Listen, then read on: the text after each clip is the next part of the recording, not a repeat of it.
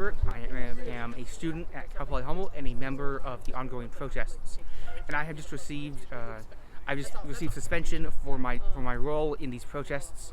My role has largely been communicating with the media, as I'm doing now. Although I'm aware this is, while I'm aware that I was not targeted specifically for communicating with the media, I'm aware that they have given the suspension to anyone they can identify. This includes the person in charge of communicating with the administration themselves. This is a fear tactic meant to intimidate us, meant to scare us into giving up by threatening us with. The email itself threatened us with arrest if we showed up on campus. It also threatened us with expulsion. What is it that you're being suspended for? I didn't expect it. Honestly, I'm being suspended for criminal trespassing. Technically speaking, right? Yes, they are accusing me of criminal trespassing. I have not been in the building, but I have been on campus when the university has been closed. Are you concerned about the parameters of free speech and assembly to protest here on campus? Yeah, I figured as much. I am aware this is an act of civil disobedience. I believe that free speech is very important. I believe that. However, I am aware this is an act of civil disobedience. It would be disingenuous to say that I believe we are staying within 100% of the bounds of the law. Okay. I believe we have an obligation to do what we can, and I believe we have an obligation to make ourselves heard, to speak out against this ongoing genocide. We have an obligation to do something and not let this happen. If that means being on campus when, standing here when legally I'm not allowed to stand right where I am, I believe that is something we should do. So, is that part of the civil disobedience aspect? Yes, that is part of it. So would it be fair to say that you believe that there's value in civil disobedience when there's something extreme going on, like a plausible genocide as described by the International Court of Justice? Yes, I believe civil disobedience, especially in extreme cases like there is a genocide going on. In cases like this, civil disobedience is not only acceptable, but it is essential. Can you make that distinction for people who don't understand the power of civil disobedience or what could result from that? Yes, so, if the university had their way and we stayed 100% within the bounds of the law, we would not be able to protest here entirely due to the university's time, place, manner clause. Mm-hmm. So the very act of protesting in the beginning of not giving in to the police, not dispersing when we were initially told, Right. is an act of civil disobedience, and we would not be here.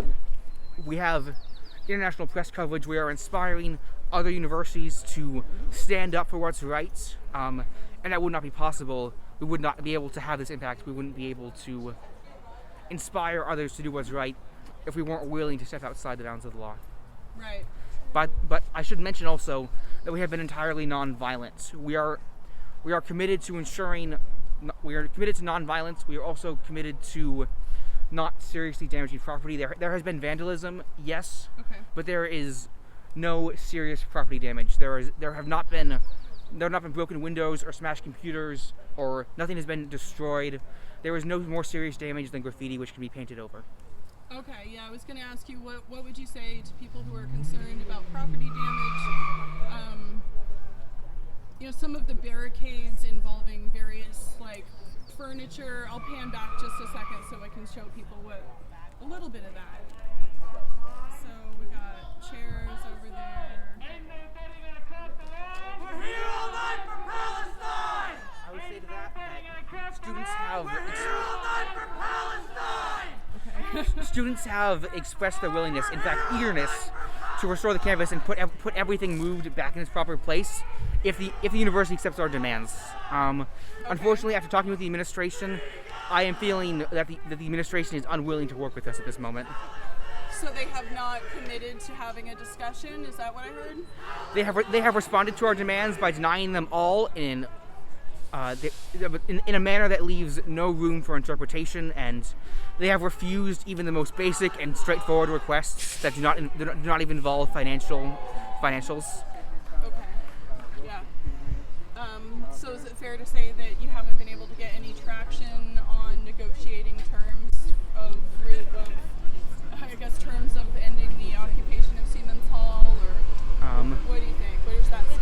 We would be happy to end the occupation, assuming the administration, including people like Dean Mitch Mitchell, who is right here, if they were willing to engage with us in good faith, we would be willing to end the occupation, but they are not willing to engage in good faith.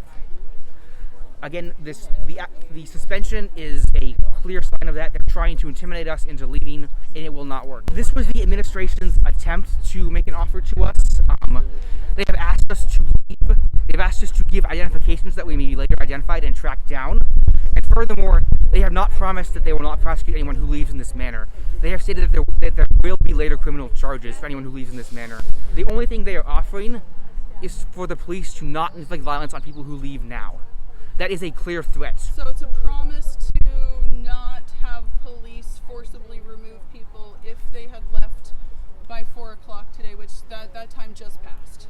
Yes, they are saying if you had left before now, the police would not physically harm you.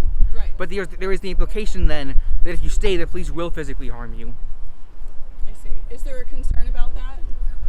Yes, we are very concerned about that. We are disappointed that the administration has not done more to call off the police. They have not been willing to, the Dean of Students, Mitch Mitchell, has not been willing to fulfill his role as the one in charge of, the one in charge of student discipline. He's not been willing to state that he will not academically punish students, which is his job description. He has tried to claim that it is not in his power, but it is his literal job description to carry out student punishment. So it clearly is something that is within his power. It is his entire job. Okay, so your understanding is that he would have some involvement in that discussion. Yes, he is one of the 3 administrators we have been talking with who have refused to give us anything to work with. Okay. Anything to add? Yes. I believe their actions are motivated by a desire for advancement within the university's hierarchy. There was a vote of no confidence called on Tom Jackson and his chief of staff, and they are aware that there is a potential chance for advancement, and their actions are motivated by that desire to advance within the university administration, and that is why they are not willing to. That's why they're not willing to work with us, because they are more concerned. They're more concerned about potentially getting a promotion, so they're not willing to alienate anyone in the administration.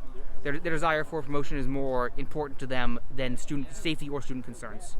And when you say promotion, you mean a job promotion? Yes, I mean potentially, it's unlikely that they will take the office of president, but someone will be raised up, and then they have a chance to be raised within. There also is a chance for turnover in the administration, potential firings.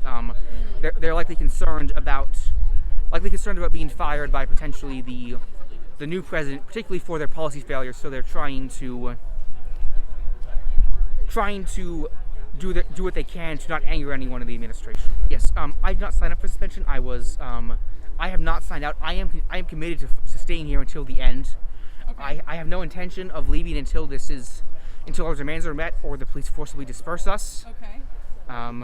I was here to talk to Dean Mitch Mitchell and see if he was willing to cooperate in any manner whatsoever, but he was unwilling to do so. Right. When did you receive a suspension notice? I received it just about 20 minutes ago. Okay.